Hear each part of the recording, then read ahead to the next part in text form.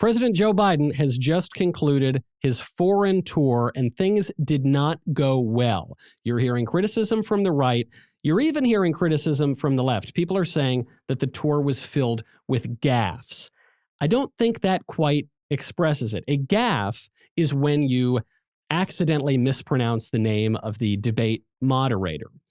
What Joe Biden did was accidentally commit the United States to engaging in chemical warfare. What Joe Biden did seems to be a little bit more significant than just a mild gaffe or two, and it has major implications for U.S. national security and our role in the first major war in Europe since World War II. This is Verdict with Ted Cruz.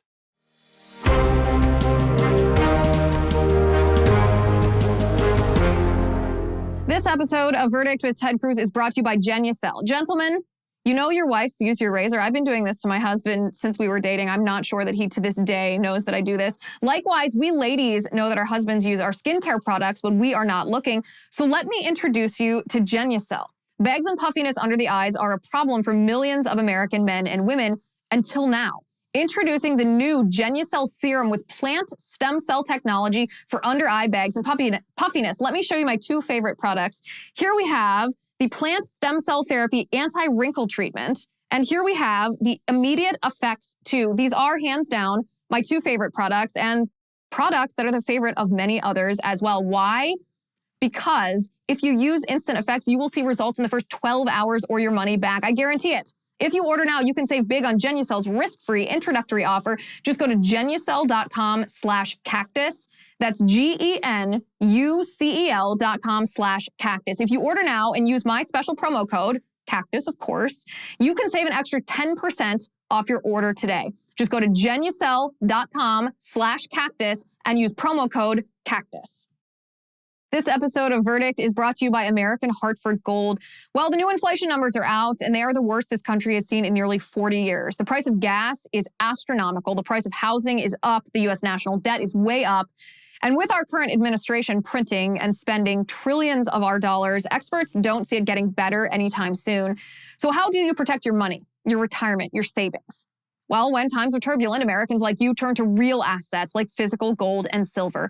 American Hartford Gold can show you how to hedge your hard-earned savings against inflation by helping you diversify a portion of your portfolio into physical gold and silver. All it takes to get started is a short phone call, and they'll have physical gold and silver delivered right to your door or inside your IRA or 401k. And they make it easy. If you call them right now, they will give you up to $1,500 of free silver on your first order. So don't wait. Call them now. Call 855-768-1883. That's 855-768-1883. Or text CACTUS to 65532. Again, that's 855-768-1883. Or text CACTUS to 65532. Today's episode of Verdict with Ted Cruz is brought to you by IPVanish. Did you know that browsing online using incognito mode doesn't actually protect your privacy? Without added security, you might as well give all your private data away to hackers, advertisers, your internet service provider, and who knows who else. IPVanish helps you securely and privately browse the internet by encrypting 100% of your data. This means that your private messages, passwords, emails, browsing history, and other information will be completely protected from falling into the wrong hands. IPVanish makes you virtually invisible online. It's that simple. Just for Verdict listeners, IPVanish is offering an insane 70% off their annual plan. That's like getting 9 months for free. You have to go directly to IPVanish.com/cactus to get this 70% off discount. IPVanish is super easy to use. Just tap one button and you're instantly protected. You won't even know it's on. You can use IPVanish on your computers, tablets, and phones. Whether you're at home or in public, don't go online without using IPVanish. Don't forget, Verdict listeners get 70% off the IPVanish annual plan. Just go to IPVanish.com/cactus to claim your discount and secure your online life. That's IPVanish.com/cactus. Welcome back to Verdict with Ted Cruz. I'm Michael Knowles. Senator, there are flubs and there are flubs. There are bad tours around the world and there are really, really bad tours around the world amid a war in Europe. President Biden, during this disaster, committed America to using chemical weapons, called for regime change in Russia, and said that American troops are going to be going to Ukraine. Apparently, the White House has walked this back. the White House coming out against the President of the United States is astounding in and of itself. What happened, and what does it mean for America's involvement in this war? Well, it's the most spectacularly disastrous foreign trip for a president that I can remember. And it actually beats out George Herbert Walker Bush when he went to Japan and threw up on the prime minister of Japan. Right. And that, by the way, is not a great look for a president to be vomiting on a head of state. But in this instance, we would have been better off if Biden had simply thrown up. As I counted, Michael, there were 5 separate screw-ups on one trip. The first that's gotten the most attention is when he came out in favor of regime change and said, how can this man stay in power? Dear God, how can this man stay in power? And by the way, it is a potentially reasonable position to be in favor of regime change, except he didn't know he was in favor of regime change. Right. He made the policy. And then the White House immediately walked it back and retracted it and said, oh, no. He didn't mean anything by it. Look, we've talked about in this podcast how I actually think through taking away Russia's oil and gas customers, through taking away the billions they make selling energy, that we could put real pressure on the oligarchs and the KGB holdovers to get rid of Putin. And that would be, the world would be better with Putin out of power. But Biden was not actually making an intelligent position as commander-in-chief, calling for pressure to change the corrupt dictator in Russia. He was just sort of musing out loud. Well, and you can tell it wasn't intentional because he reversed his position when the staff members at the White House told him to. So this was a major flub in the middle of a war that's already quite tense. Yeah, and it's a big damn deal. Number 2, he told the 82nd Airborne they were going to Ukraine. He's talking to the 82nd Airborne and said, when you're in Ukraine, this is what you'll see. You'll see Ukrainian women in front of tanks. And the soldiers there are going, what do you mean when we're in Ukraine? Like, we're not sending our guys to Ukraine. And so that was gaffe number 2. They had to walk that back and said, no, the 82nd Airborne is not going to Ukraine. The when you're in Ukraine, it's just a figure of speech. Like everyone uses it when you're in Ukraine. It's just how you start a conversation. Well, you say when in Rome, and just like you say that, you say when in Ukraine. Yeah. Yeah.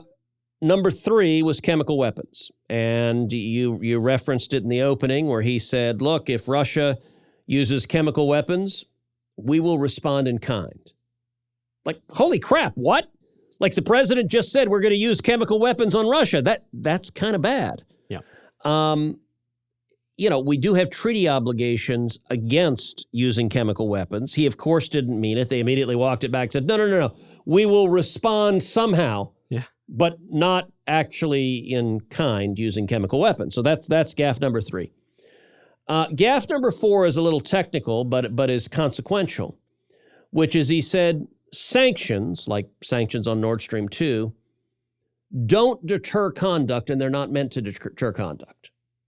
Now, mind you, for months, the Biden administration's entire talking points for why they didn't impose sanctions on Nord Stream 2, why they waived the sanctions, was that the threat of sanctions was a deterrent that would prevent Putin from invading Ukraine. So it's literally what they said day after day, week after week, month after month. He stood up and said, oh, no. The sanctions are not about deterring anything. Right.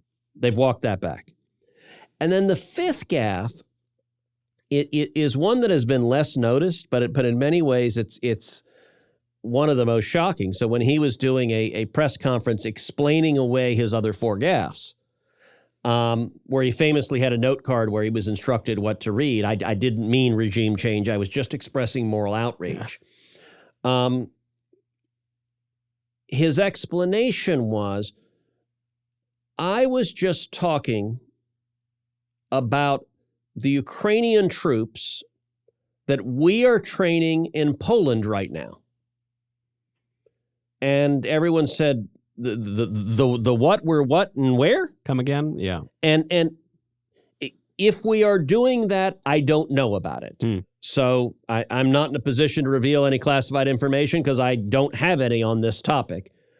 But if what Biden said is right, then he almost surely revealed classified information on national and globally televised TV. And then the White House immediately walked that back and said, no, we're not saying we're training Ukrainian troops in Poland, which is what the president just said. Now, interestingly enough, and it's kind of like the first point, so 1 and 5 have some similarities, regime change and America trading Ukrainian troops in Poland. The president actually has the authority to release classified information.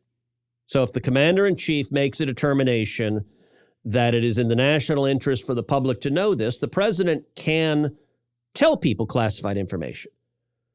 But Biden had no clue he was doing that. No one can argue with a straight face that he was exercising his presidential authority to release classified information. He was just presumably repeating whatever some briefer had told him a few minutes earlier.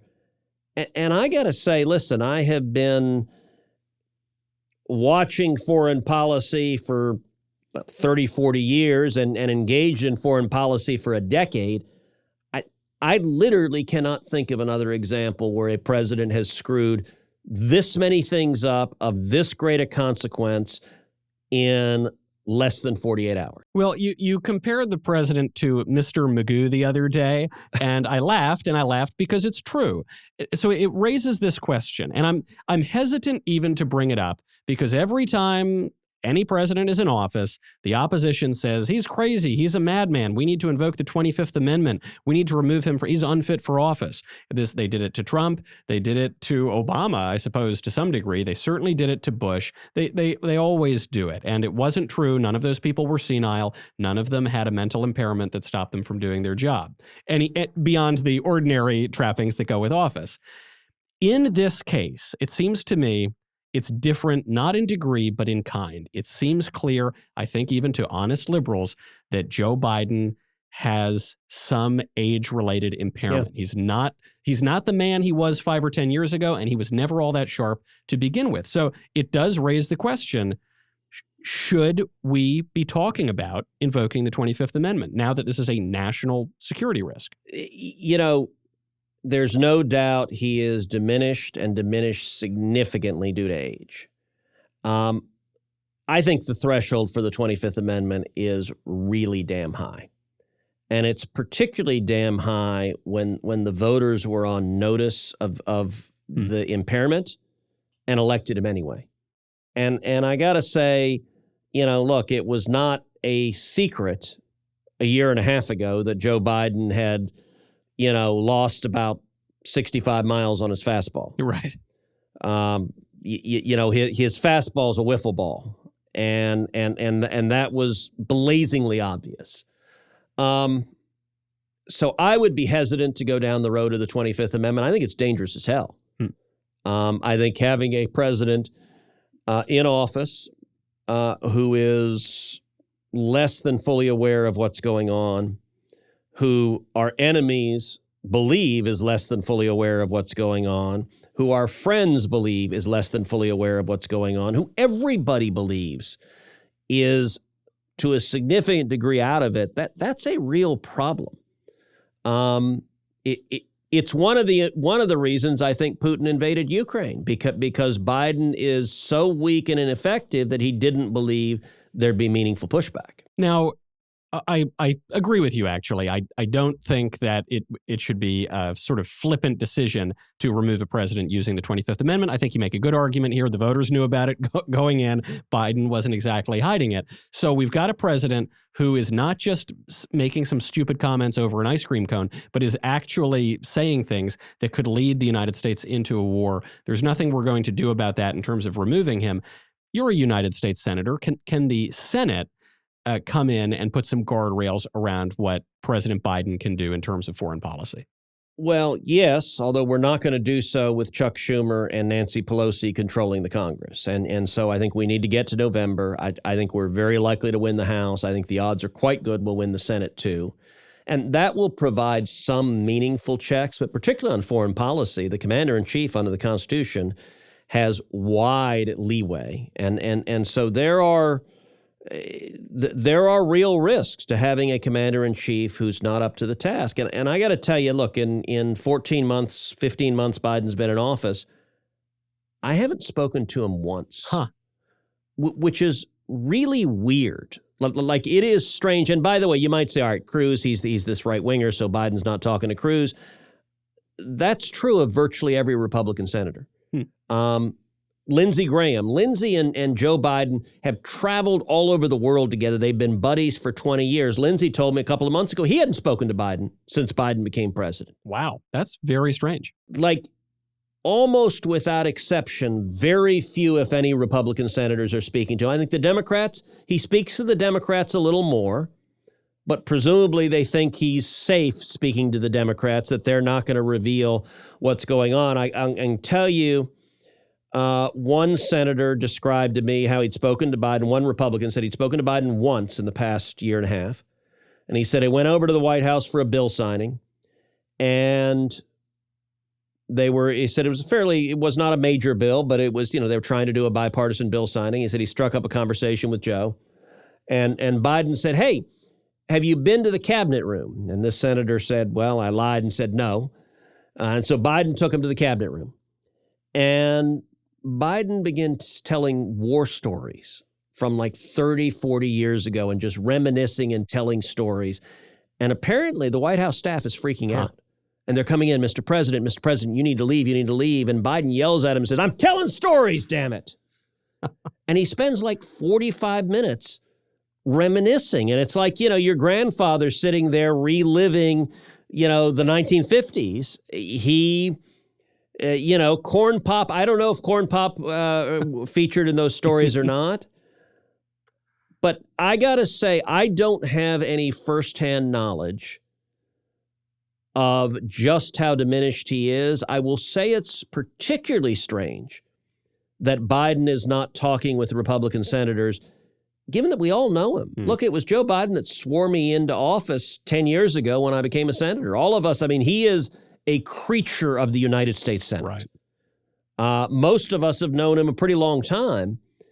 It is an odd dynamic, and it's clear the White House staff is protecting him. They're isolating him. They are afraid of what he will say, and that's a dangerous situation.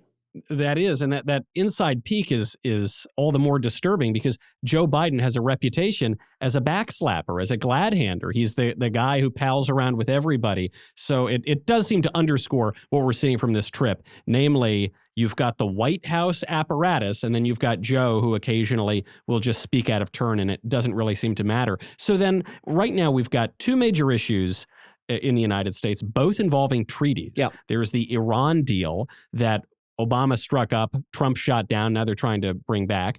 And you've got NATO, the North Atlantic Treaty Organization.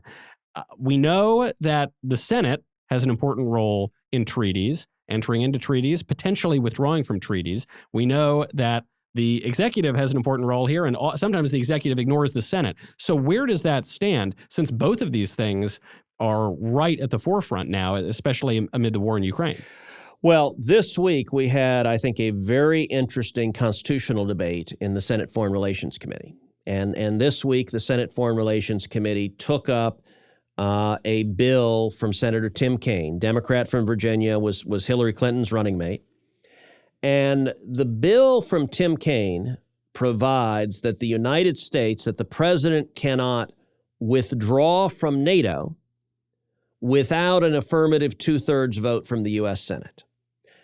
And the issue is actually, I think, a very interesting constitutional issue because there is real ambiguity in the Constitution over whether or not withdrawing from a treaty takes Senate approval. To enter into a treaty, the president has to sign it and 2/3 of the Senate has to ratify it. But over the 200 plus years of our country's history, multiple presidents have asserted the authority to withdraw from treaties and have done so. And it's interesting, actually, when Jimmy Carter was president, he withdrew from a treaty concerning Taiwan and committing us to the defense of Taiwan. He withdrew from that treaty. And Barry Goldwater sued him. He was in the Senate from Arizona, and he sued him, and the case was Goldwater versus Carter. And Goldwater, it went to the D.C. Circuit, then it went to the U.S. Supreme Court, and the U.S. Supreme Court concluded that it was a political question. In other words, the Supreme Court said, we're not going to answer whether pulling out of a treaty takes Senate approval or not, that it is non-justiciable, which is a legal term. Something that is non-justiciable means it's not susceptible to being resolved by the courts. If you have a conflict between two branches of government, particularly if it's the executive and the legislature, who but the judiciary is going to decide that question? Well, what the court said is it's what's called a political question. It's non-justiciable. It's not susceptible to the courts resolving it, but rather it should be resolved by the political back and forth between Congress and the president. What the court said in that decision is, listen, if Congress disagrees with the president's decision, they can pass legislation expressing their disagreement. They can fight back. There's a check and balance. And so in foreign relations, it's interesting. So Tim Kaine proposed this a while back. And as I looked at it, I agreed with it. So I co-sponsored Tim Kaine's proposal. And I co-sponsored it because I support NATO. I think NATO is the most successful military alliance post-World War II that the world has seen. And I think supporting NATO is important. The debate we had in the Senate Foreign Relations Committee, Rand Paul argued vociferously against Tim Kaine's legislation. So Rand Paul was arguing that the president does have the right unilaterally to withdraw from treaties. Yes. And Rand made constitutional arguments. He said, look, number one, what Tim is proposing is legislation that would be passed by the Senate, passed by the House, signed by the president. How can the House have a role in treaties? Under the Constitution, it's just the Senate, and this is the House inserting itself into the treaty power. That's a real argument. That's a serious and substantive argument. And he laid out also the history that going back to our earliest presidents, including Washington, they've asserted the authority to withdraw from treaties. Trump withdrew from a number of treaties and did so without Senate approval. Rand also argued under the terms of NATO, it provides that America can withdraw, which has largely been understood to be the president can withdraw. I thought it was a good and robust debate, and I'll tell you what I said, Michael. I said, listen, I think the Constitution is ambiguous on this question. I think there are decent arguments on both sides, and I agree with the Supreme Court that this is naturally resolved in the give and take and the political arm wrestling between Congress and the White House. In this instance, I'm voting for the bill because I agree with this substantive area that we should stay in NATO, and I want to put a check and balance against pulling out on NATO. And this is Congress pressing back to underscore the importance of this commitment. But what's interesting, there were several Democrats on the committee who suggested, why don't we do it more broadly and pass a bill that says a president may not pull out of any treaty without the Senate approving by 2/3. And what I said in committee is I said, look, I would oppose that. I'm not interested in across the board asserting this congressional authority. There may well be treaties that this president or a subsequent president may want to withdraw from. And if Congress disagrees, we can pass something then to press back. And in this instance, I think NATO is worthy of it.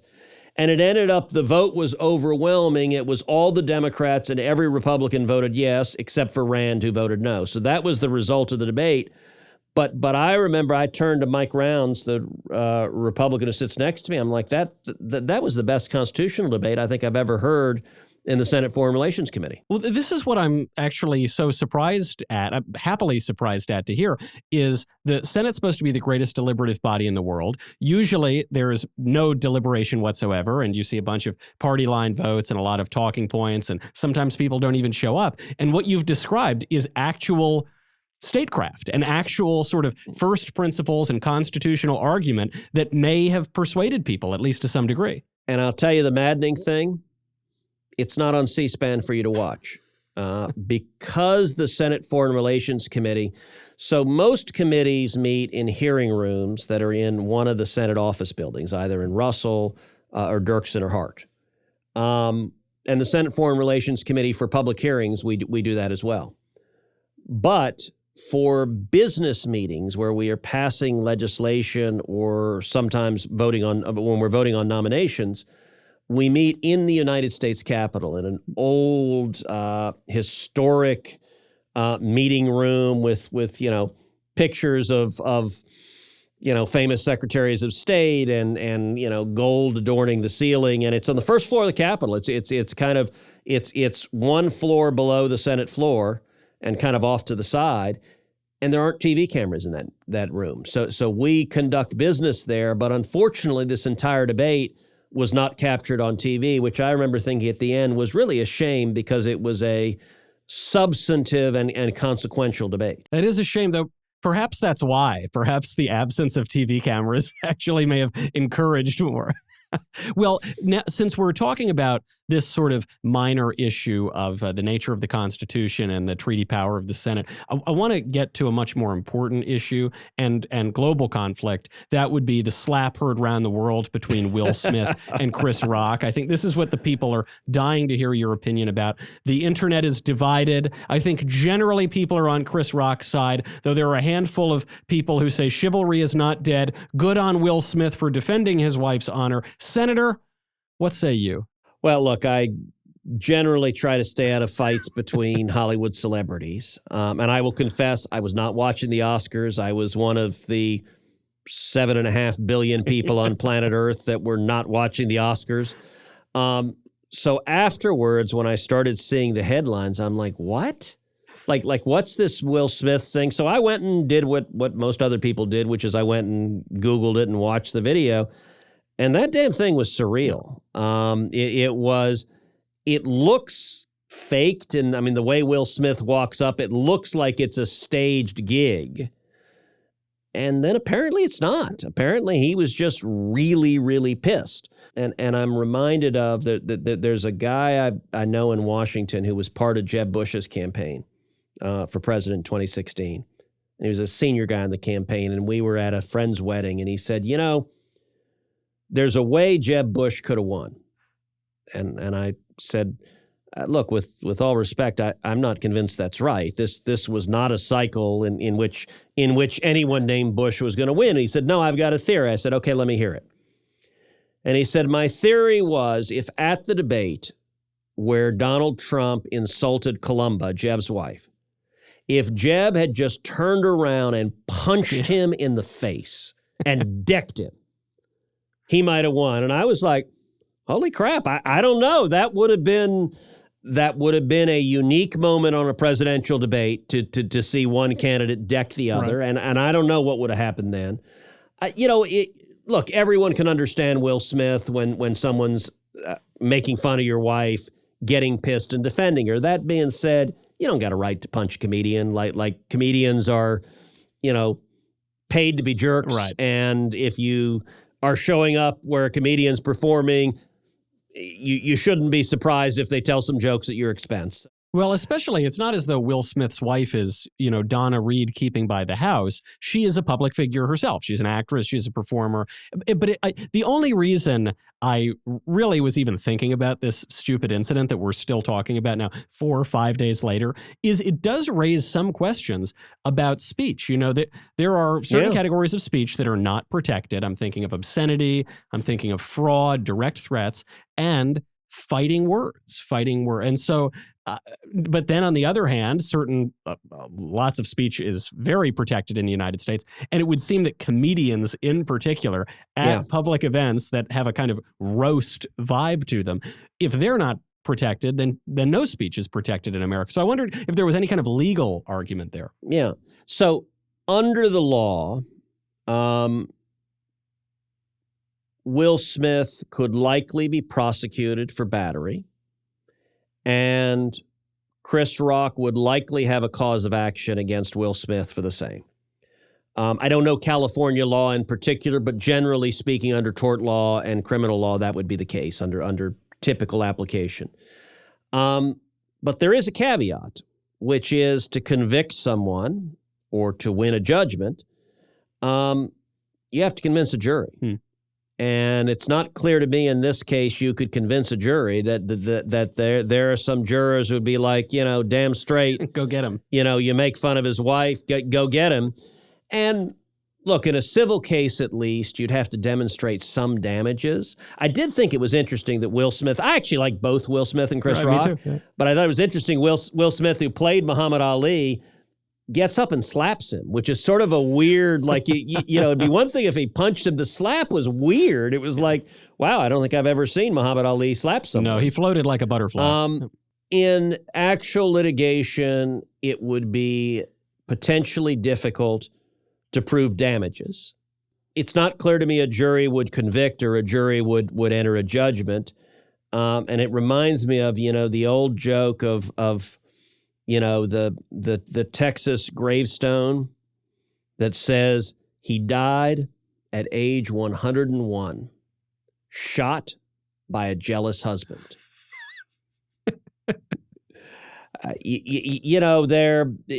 My guess is, look, from all the public reporting, Chris Rock is not going to seek to press charges, and so nothing's going to happen legally as a consequence of it. By the way, I will say, in response to this, every lefty troll on earth has taken great joy in coming after me on this and saying, well, Will Smith did what Cruz never would, which is defend his wife, Heidi. Now, look, to be clear, when Trump insulted Heidi, I went after Trump with both barrels, which the lefties conveniently forget. They just thought that once he was elected president, I should take my marbles and go home and refuse to do the job I was elected to. And at the end of the day, I got a job. I suspect that's what the American left would have liked you to do, is to, indeed. Okay, good. Now, let's get rid of that Cruz character, get him out of here. Of course. And this is something that you notice in politics, that everyone notices, is when you're getting a deluge of attacks, usually it means that your opponents are afraid of you. And this actually ties in pretty well, this and the question of free speech ties in pretty well to the craziest, most important nontroversy going on today, namely that according to the left, you are not allowed to say the word gay in the state of Florida because of a bill called the Parental Rights and Education Bill. There's similar legislation pending in other states. Obviously, it's a big political winner. But this has been the major news story based, as far as I can tell, on a complete fabrication. Yeah. Now, it really is bizarre. So Florida passed this bill saying you cannot discuss sexuality in schools with children between kindergarten and third grade. And frankly, I wouldn't call it the don't say gay law. I'd call it the don't say sex law. And you know what? With 5-year-olds, I'm really okay with their teachers not talking about sex. I'd like them not to say gay. I'd like them not to say straight. I'd like them not to say anything involving sex. Play with blocks with the damn kids and teach them arithmetic. Like ABCs, right? It is. I actually think it's revealing. And by the way, the Florida law in 4th grade, apparently it's Katie bar the door. You can whip out, S&M and like all sorts of crazy, like all the kink you want. All the obscenity. 4th grade is fine. And to see the modern left losing their mind on this is bizarre. Like Disney is having paroxysms of fits because, you know what? I don't really want Snow White like discussing sex either. Like when you take your little kid to a Disney film, and what's fascinating, I actually think the self-described leftist intelligentsia may be really out of step with their own base, particularly the African-American community is not very keen on their kids being taught about sex when they're 5. And there's at least one poll that was done in Florida of Democrats that showed a significant majority of Democrats in Florida support the law. The numbers that I saw were 52% to 36% of Florida Democrats support the law. And so all of the Disney woke activists are not just out of step with Republicans and independents, but according to this poll, more than half the Democrats in Florida are like, could you send my little kid to school and just avoid the whole sex topic? Like, there are plenty of things in life to talk about. I don't need the kindergarten teacher getting into this stuff. Right. Well, I think this is why you're going to see a lot more of these bills around the country. You really saw it beginning with Glenn Youngkin running on this issue of education, keeping radical racial and sexual ideologies out of the classroom. Now you're seeing it in Florida. So it's a total political winner for the people who don't want sex being taught in kindergarten. But then you have the high-minded political philosophy of Hollywood elites. I'm thinking of Ron Perlman, who played Hellboy, among other movies. I seem to recall you got into some interaction with him some years ago. Your old enemy, Hellboy. He said this is a First Amendment issue. In a mostly incoherent Twitter rant, he said that the bill was a violation of the First Amendment and because of the words "don't say," which are not in the bill, by the way. So do you have any First Amendment take on his argument? Yeah.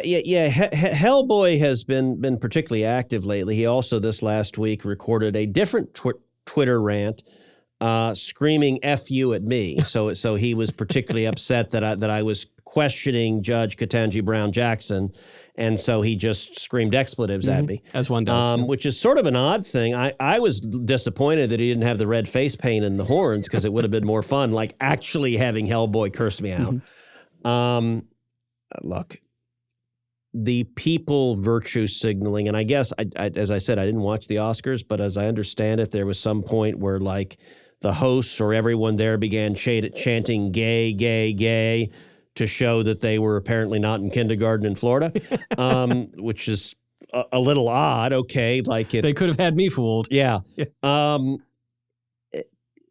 There is no First Amendment right implicated here, because if you are a teacher at a school, you are required to teach the curriculum in a public school that the state has decided upon. And if you want to teach something else, you're welcome to go stand in a mall and talk about it. You're welcome to teach your own kids that. Right. You're welcome to go to church and teach people there that. You can go anywhere else you want, but if your job involves teaching a curriculum set by the state, then the state has a right to set a curriculum. And it is the essence of reasonableness, I think, to say that with little kids, they shouldn't be getting into questions of sexuality, that 5-year-olds don't need their school teachers proselytizing their views on sex. That's not the job of a teacher. I think most Americans find that a very common sense position. As I said, this law says 4th grade is fine. So, I mean, it's not like, I'm actually would prefer you not teach your 4th graders about it either. But kindergartners, this ought to be a pretty easy proposition. Of course. You see it when we're talking about the First Amendment. And I've even heard some people bring up the question of academic freedom, as though a 2nd grade classroom were some free marketplace of ideas where new scholarly and scientific discoveries are occurring. No, of course not. As you say, if you are a teacher, you have to follow the curriculum. The curriculum is set by the state. The parents have some rights in their kids' education. They certainly have rights as citizens, and they can vote. And by the way, look, nobody would think it was appropriate to say, for example, in colleges and universities, you may not discuss sex. Right. Like, that would be bizarre.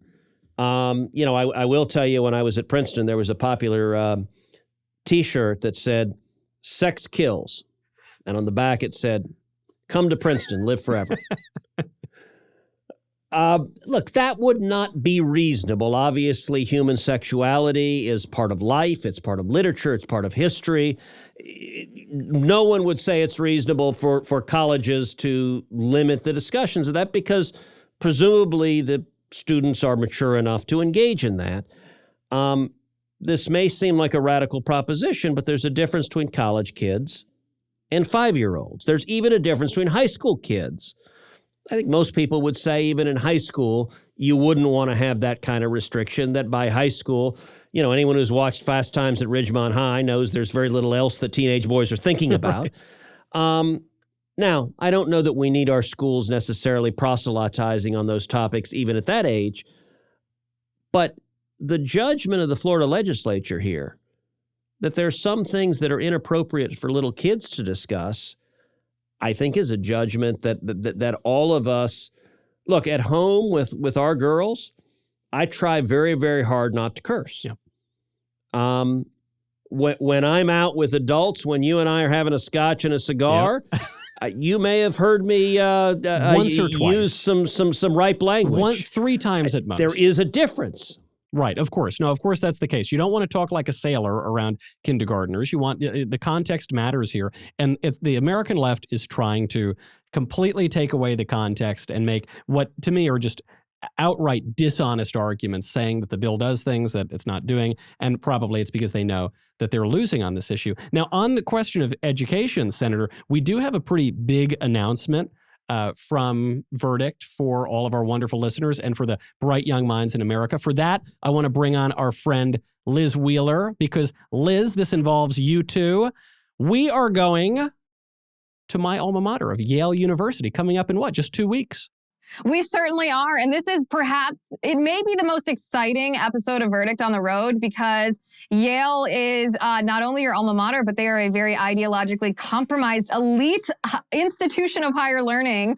And I mean, I think we're going to have a great time. I expect a big crowd, a crowd that doesn't just agree with what we're talking about, but a crowd who wants to come and respectfully disagree. I think it's going to be great. And Michael, I got to ask you, how excited are you to be headed back to your old stomping grounds? I cannot wait. I'm not sure who is going to get more Rotten Tomatoes thrown at him. It's not a very conservative campus, so I'm not sure you're the most popular guy there. But for me, a prophet has honor everywhere but in his hometown. Of course, we had to go because one of my favorite cigar bars in America is there. So I am excited.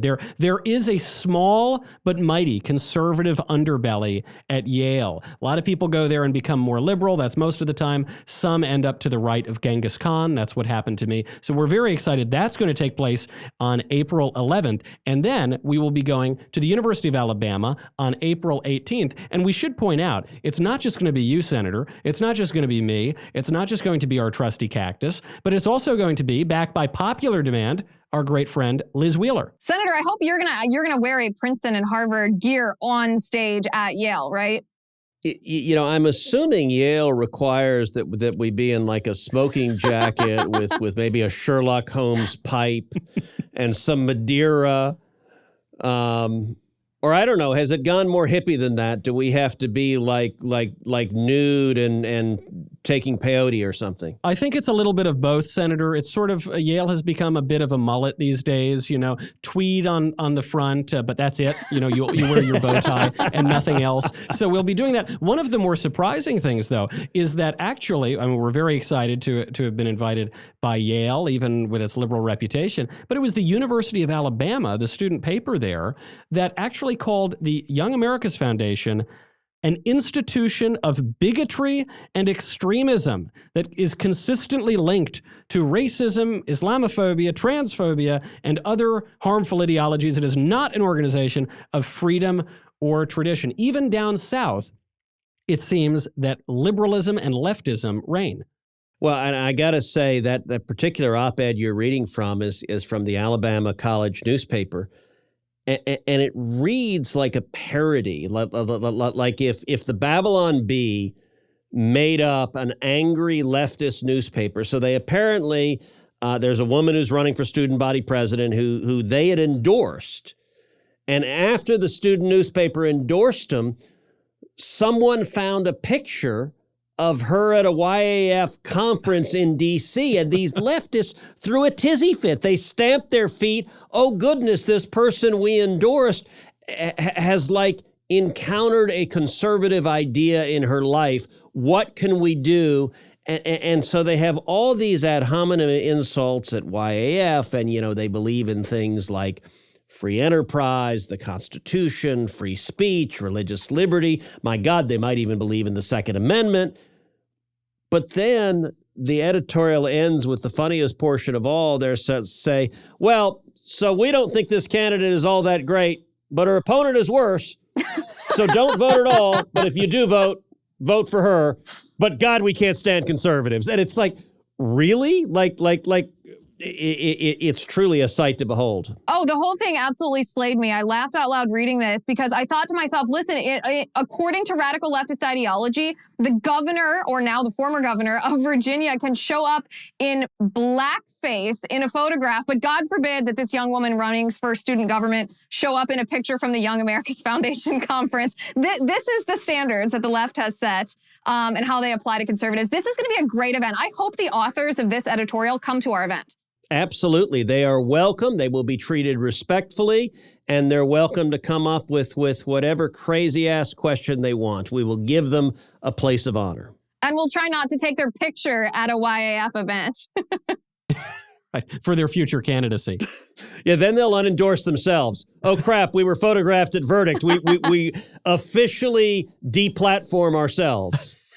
It totally underscores the reason why these events are so important, why we've got to go straight to the college campuses where these battles are being fought. We're so excited to do it with Young America's Foundation. You can find out more about these events. That's April 11th at Yale and April 18th at the University of Alabama. Go to yaf.org/Verdict Live. That is yaf.org/Verdict Live. If you're around New Haven, if you're around the University of Alabama, we will see you there. Now, Michael, you can sign up to go in person, but you can also go there and sign up to watch it live on YouTube. So if you can't make it to New Haven, if you can't make it to Alabama, you can stay in the comfort of your own home wearing pajamas and bunny slippers and watch. Actually, you would fit in well at Yale in pajamas and bunny slippers and watch it live on YouTube, the same link, right? Absolutely. So make sure you head on over. We're so happy, as always, to partner with Young America's Foundation. It's going to be a great deal of fun to introduce a whole new generation of young American college conservatives to the right wing, which they probably haven't heard a whole lot about it in their classrooms. We're looking forward to seeing you, and if we can't see you, at least you'll see us. That is yaf.org/Verdict Live. Before that, though, Liz, you are going to be speaking with the senator on the cloakroom. What are you going to be talking about? Yes, we have a great topic. This is a topic we're asked, Senator, to talk about a lot, especially from the Verdict Plus community. We're going to be talking a little bit about the Great Reset. We're going to be talking about the World Economic Forum and Klaus Schwab and this idea of globalism. And not only those topics in and of themselves, but what we can do in our legal system here in the United States to actually prevent globalists from having control over our country. So it's very nerdy, very interesting, a highly requested topic. Anybody who wants to join us on the Cloakroom, join us on Verdict Plus. Go to verdictwithtedcruz.com/plus. If you use my promo code Cloakroom, you can get your first month free on your annual subscription. That is verdictwithtedcruz.com/plus. That sounds fabulous. In the meantime, we will be having a reset ourselves. Not a great reset, a minor reset before we head on over to Cloakroom. In the meantime, I'm Michael Knowles. This is Verdict with Ted Cruz.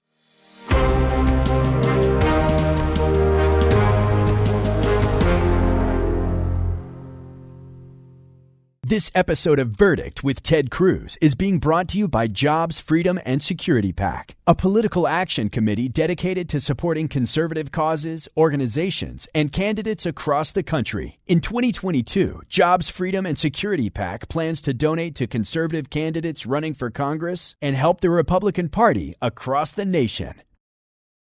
If you like this video, you should click the like button, and then you should subscribe, and you should ring the bell, and you will never miss another video.